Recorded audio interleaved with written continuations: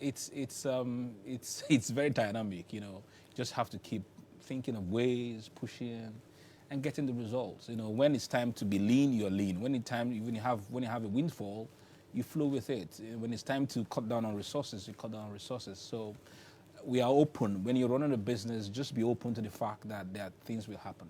And then Okay. just keep seeing how we can keep plugging the holes here and there. It's Okay, just the so way it basically is. now from what you've actually explained right now to us, it means that a business somewhat, you moved from point A to point B, it sort of affected businesses and all of that, meaning somehow the environment was no longer conducive for some businesses to thrive, while Exactly. to some the environment was okay. Yeah. But today, talking about what we have today, we're looking at creating healthy work environments for Okay. businesses. And you, as a business consultant, quickly want to look at healthy environment. What exactly does it mean to create a healthy environment for a business? Let me start from the internal part of it. So internal part of it is that I look at businesses. I've created a business because the essence of a business is to provide value and then get money in return or get fame. There are other factors, but basically a business is a business because it's making money.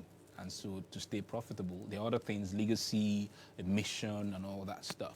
But we really look at it internally. I look at business from the point of view that it runs on the kingdom principle. What I mean by that is that Christianity is not just about being called a Christian, is because it's a kingdom, Okay. right? So you have the ruler, who is God, and then you have the subjects, and then you have the culture that guides the people, the subjects, people who are called Christians, all right?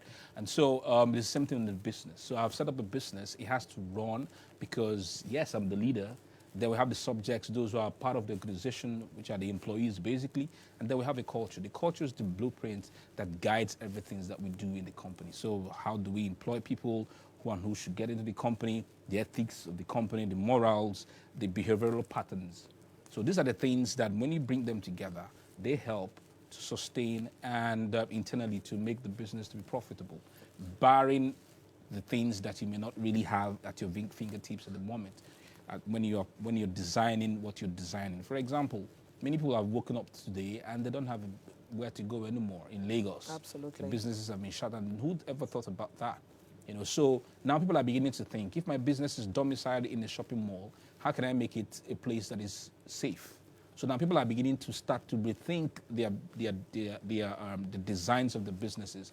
What do we do in case people start having a peaceful protest one more time? Okay. Means that how can we activate the security protocols that can guard our business premises not to allow these hoodlums to enter, right? Okay. So these things happen, and then you begin to see how we can tweak and plug here and there. So I just looked at the internal part of it. There are other things that are external. For example, government policies, legislations that are happening around, the culture of the place where you are. Because there are certain places you cannot set up certain businesses, like setting up a pork business in a a place that is dominated by Muslims. Doesn't make sense, right? Yeah. So there's so many things regarding the context, the place where you are, the environment, and all those things are all together. Okay, now, Yeah. basically, looking at how vital, because you stated how important, how crucial it is, to the survival of any business, having that healthy environment. One might want to know what constitutes a healthy working environment. What are those things that, when seen, you could say, yes, this constitutes a healthy... Are you saying in terms of the people who are working in there, or...? Yes, the people that are working and also the business, per se. Okay, so with regards to the people who are working there, I mentioned culture in the beginning. People have to buy into the mission of the company. People who are going to be working in the company have to be able to buy into the mission of the company. So for me, it's not necessarily about now. I mean, I'm drawing from my experience running Switchpath. I have been able to design and say, yes, this is what this company is doing. This is the value that we're giving. Then we define the individuals who are going to be working in the company, whose aspirations are in alignment with our organizational goals. Because if we get people who are mismatched, then they won't find the environment a healthy place. Yeah. So are you saying that the employees in an organization makes it healthy or unhealthy? Yeah, it makes it healthy and unhealthy. For example, you go to the places where you want to buy certain things. Have you ever seen the way some of these people talk to you? Like when you go to buy something in the shop, do you see the way some of them talk back at you? The way they can insult you, the response and all that kind of stuff. Some of the time you find out that where they are coming from is not even in alignment with where they are. For example, you go to somewhere you want to eat and there's dirt on the table. And then you're telling someone who's serving you that there's dirt on the table. This individual doesn't even understand that there's dirt on the table. Perhaps because where he's living is somewhere that he's in a bacha. And so it's when normal to him, it's normal. So when you are saying, man, remove the speck of dust on the table, the person is looking at you as if you're not normal, right? So they're not in alignment. They're not in alignment. Even so, their behaviors, the way they speak, they're not in alignment with how the places ought to be run. So people who are also working there makes the environment sometimes healthy to the clients who are coming in, to the prospects who are coming in, or unhealthy. So these are some of the factors that also come in alignment, right? Okay. So then structure also it's also part of it. If it's not appealing, for example, I walk into a place to eat and the place is dirty, I'm seeing food specks on the floor, I'm seeing, how can I eat in such an environment? I can't. If you walk in some of the eateries that are around and the place is dirty, you see something, like people who are sweeping and all that kind of stuff, they're sweeping on your leg and all that. It's not healthy for me to be in such a place, right? So that's it. So a lot of factors come in. Okay, now this morning we are looking at creating healthy work environments. Okay. Creating healthy work environment. How important is it for you to create a work healthy environment? When you say work healthy environment, you need to understand the people who are going to be part of the environment critically. This is the one that is critically important, because even if I'm going to walk into your environment, I don't need to come there all the time. Like, I don't come here every time, right? Yeah. But people who are working here are the ones who should be taken care of first and foremost. The people who are working in that particular environment, to make it healthy for them to be part of it. The setup is important. Like you see how here is. If here is hot, it can be here. It can't function normally. Then the welfare of the individuals also, working in the environment. It's not just about the money. It's about their mental health. Okay, now this brings my question, because when you say someone is healthy, it has to do with also the person's psychological. Of course, the mental health. Mental health as well. Yeah. Now, away from the physical, which is that has to do with how tidy, how clean that place is, to the psychological aspect, has to do with motivation, how people think, how people relate, and how policies in that organization affect them. Okay. How can a business owner or an entrepreneur make his or her organization healthy in terms of making sure that his employees have a very good environment to work? Okay, so two things I actually look at there is how you behave towards your employees. And this is in terms of your actions and your words. Like, I take myself, for example. I say that anybody who's owning a business, you need to see yourself from the point of a leader. A leader inspires, a leader motivates, a leader does the things it has to do to be able to get people on board. Two things, actually. So your words, how do you communicate? You get to certain places, the leaders are toxic people. The way they even talk to individuals. Like I was with a girl some days back. She was telling me she was tired with a job. She wanted to resign because of the way the boss talks to her. But some bosses feel when they are very strict, in quotes, they send a message, and their employees tend to want to be proactive. You can be strict without being condescending. So how do you draw the balance? Oh, it's about you doing it. It's a training. You have to learn how to courteously talk to individuals. You can be strict. I'm strict with my employees. There's certain times I come to the office, because sometimes when I'm working with individuals, they are thinking, okay, this is exactly how he works. This is exactly how he does his things. And I come to the office and I display something totally different to tell them that you can't put me in a box. So if you are thinking that this is this, then I display something that makes you begin to think that this boss. But not in a very condescending. I don't do condescension. Okay. Like I look at you and look at your face. You told me that you're here, you are working in, and you don't even know jack about this job. You are stupid, you're an idiot, you're daft. Why did you prepare? No. So for my employees, what I usually do is that we are working on a particular thing. What they tell me may not be in alignment with what I want to hear because of my experience. But I tell them, I think this idea you brought is a great one. But let's see how we can tweak this idea. Did you see what I did first? I affirmed the individual, my employee, for doing the job. First and foremost, affirmation. And then I say, okay, why don't we start to think about it? Then I bring the board. I say, this is your idea. Let's flip it now and see. They accept it wholeheartedly that we are part of the process. Yeah. It helps a lot for their mental health. Yeah. That the boss affirmed me. Do you know what it means? That I got an affirmation. It's about the money. And then sometimes you walk around in the office. I do, and I look at them and I pat them on the back. And then I have two ladies who work for me. I look at the physiology is also part of it. Two of them have, permit me to say this, when they're in the menstrual cycle, they behave differently. Because I've watched them. One, she doesn't even do like as if she's in her body. The other one, she's drowsy, her body, she's not. Because I've come to understand that her body plays a role regarding her productivity in the workplace. So when I say, why are you doing that? I don't know that. When I noticed it the first time, I was like, okay, what's wrong? I went to her and I said, what's exactly wrong? Talk to me, I'm your boss, I need to understand. She now told me that this has been the same way has been happening till. So I know that every month, one day in every month is for that drowsy attitude. And so I just let her be because she's good at her job. Okay. I wouldn't want to fire her because of that. So all those things come into consideration. So when I noticed that she's doing that, is that she said, yes, boss. And she's laughed over it. I said, okay, fine. Just, don't.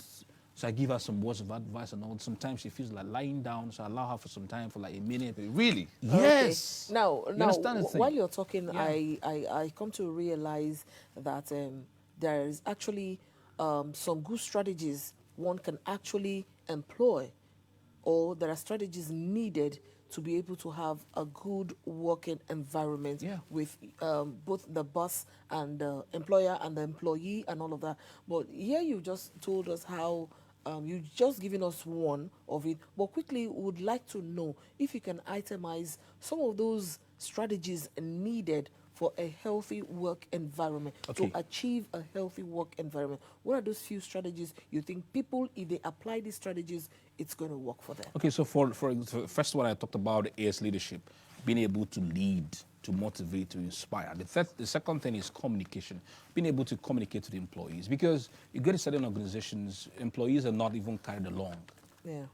Like when the whole coronavirus thing started, I had to communicate to these people and tell them, look at what we are going to be facing. We're going to be facing some downtime, so we need to do this. Your salaries will be, I didn't cut salaries at the time. Your salaries will be the same, but we will not be experiencing what we've been experiencing before. So we communicate to them, because for many CEOs, everything is in their head. They're not even communicating to those who are part of the organization. And they feel like they should know. And they feel like they should know. They shouldn't be left out.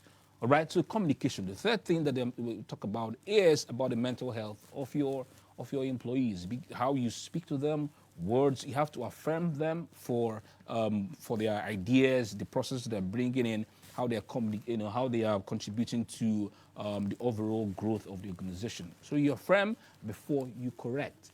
Don't speak condescendingly. Don't be demeaning to your employees. These are very, very important. So if you put these things into then you need to understand that everything may not be itemized completely as in a textbook.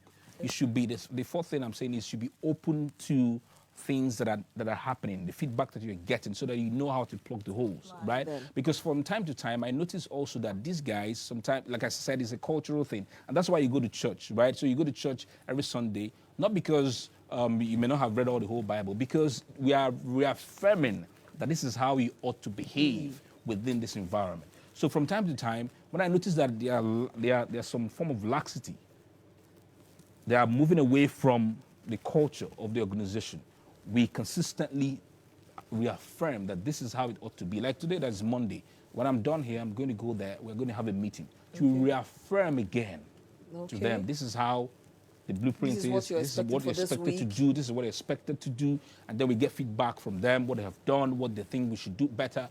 Give them that opportunity. Sometimes it's not really easy to hear them say the bad sides, because sometimes you're feeling that you're doing good, and then somebody tells you, man, how you match me, I don't like them. And then I'm like, man, why did I even do that? Okay. Emeka, quickly, let's look at this narrative. Okay. Now, something has been said by you several times here, which is leadership and the leader.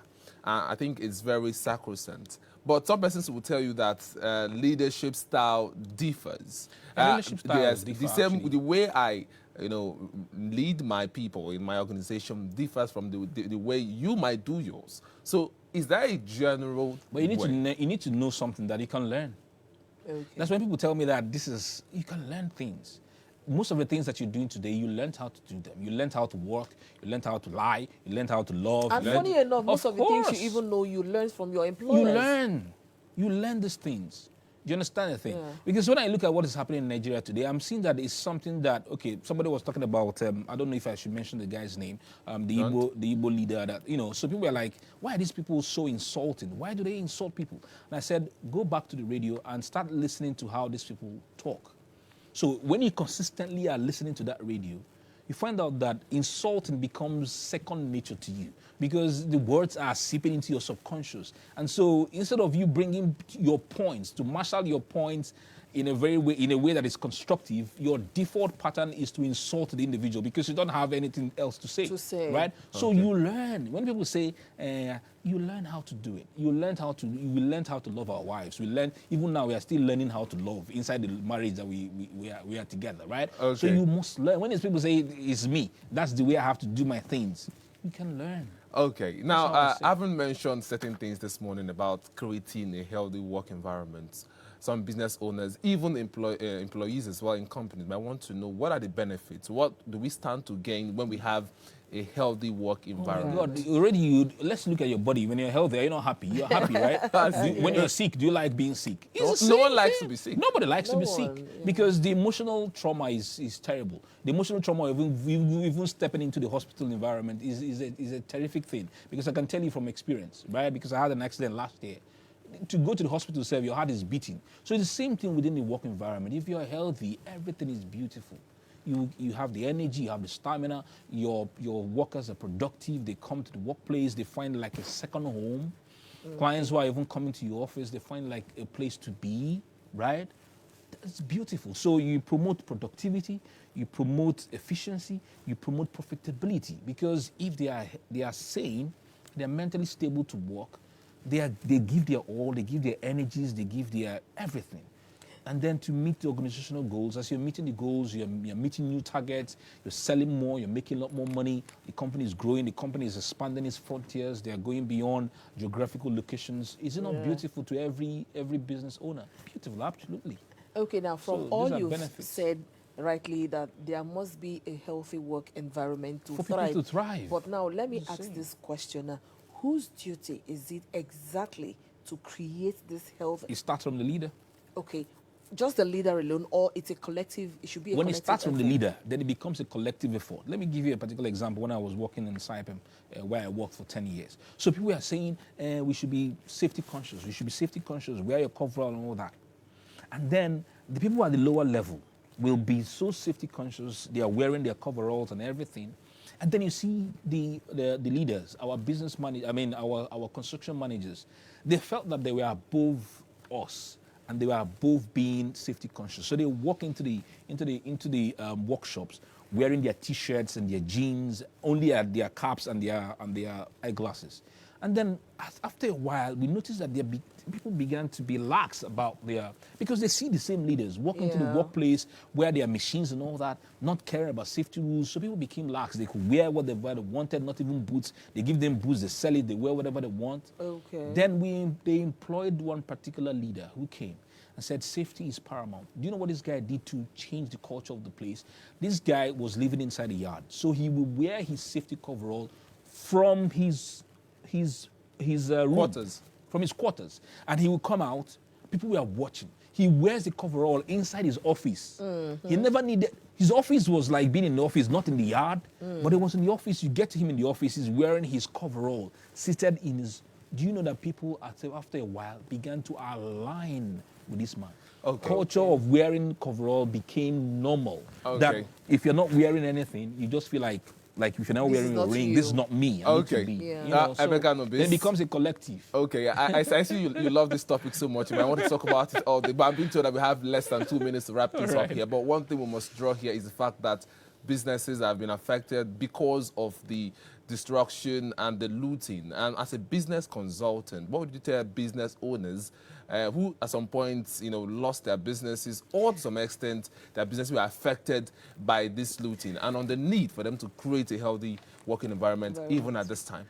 in a sentence or two. It's please. very difficult right now at this moment, but having looked at the things I've seen on social media, the key thing that they are thinking about right now is reconstruction, because they've lost a lot of things. They need to get back on their feet again. So I was reading online, and I found that Access Bank was giving loans, 50 billion naira, interest-free loans that people can come to get. So right now it's about reconstruction. It's not really about creating. What are you creating an environment when there's no environment? Everywhere is destroyed already, right? You could see that on TV, things, looted and all that. So they're thinking reconstruction. And then right now, people are also coming together to see how they can donate to them. So if they can plug in to some of these things, then they can get the money they need right now to begin to reconstruct. And then going forward, businesses start thinking about not all the profits that we get that we should swallow, because this is the default pattern of many businesses in Nigeria. So we get the profits, and then we buy cars, we build houses and all that. Think about how you can put money into an escrow account.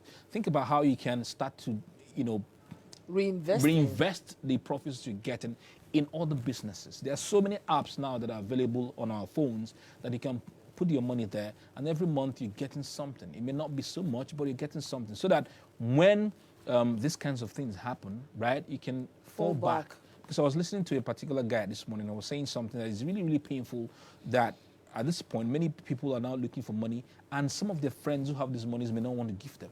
Okay. But if you think about how you can have these savings and other investments, and these things happen, then you may not get back fully 100%, but at least you start out from somewhere. So okay, thank you so much, Emeka Nobis, for being a part of today's show. you, Hope to have you some other time. thank you very much. Okay, this is where we'll wrap it up having on the you. show today. Arise Shine. We'll join you tomorrow for another explosive package. My name is Kenny Dokeze. Good morning, and God bless you. Thank you so very much. Thank you very much. Yeah.